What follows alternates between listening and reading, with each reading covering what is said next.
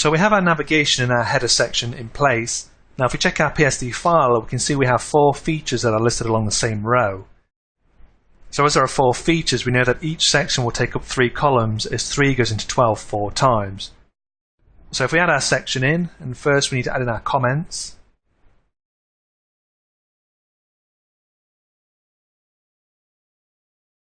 Then again we close those off.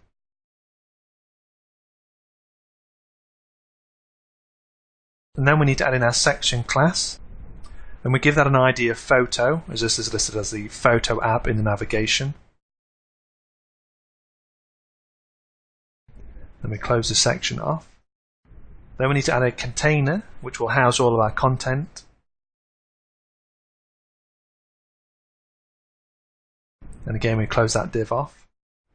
Now, as our features are added along the same row, we need to add in a row class. So we add the div class and then equal to row. And then we just close that div off. So any content that we want to add along the same row, we simply add into this div. Now we need to add a size class in here. So on our large and medium devices, we want 4 sections. So as our medium size class will show 4 sections on anything above the medium screen size, which is 992 pixels, we won't need to add in our large size class, as it will be the same as our medium class. We would only add in a large class if we wanted it to display differently on the larger devices.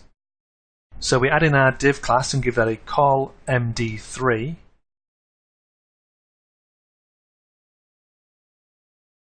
So on our small screens, we want them to stack, so we could add in a col SM12 and a col XS12, but within Bootstrap, items are automatically stacked if they hit the smaller breakpoints.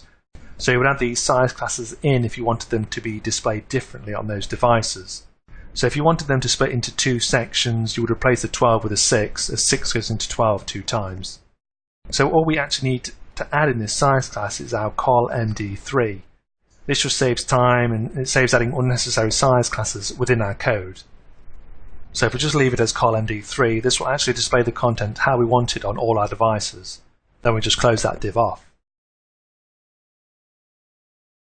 So if we look at our PSD file, we can add our text in first, then our logos in after. So our first title is Your Life in a Photo. So we can add these into a H1 tag again, as it's technically a header.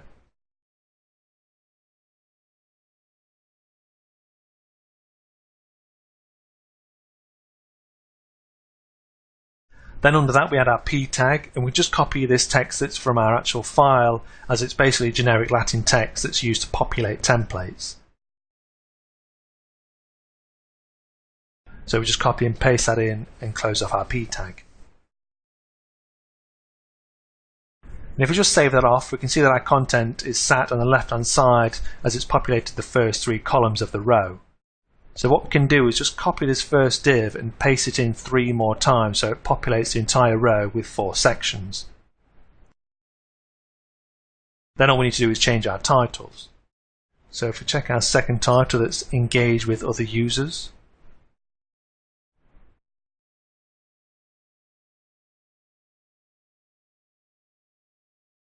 Then our third title is Store in the Cloud.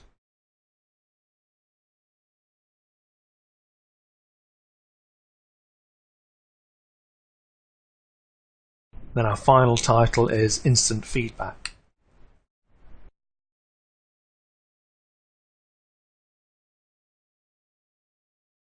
Then if we just save that off, we can see our 4 sections have been added to the page, and if we resize the screen, we can see them adjust as the screen size is reduced and they stack on the smaller devices.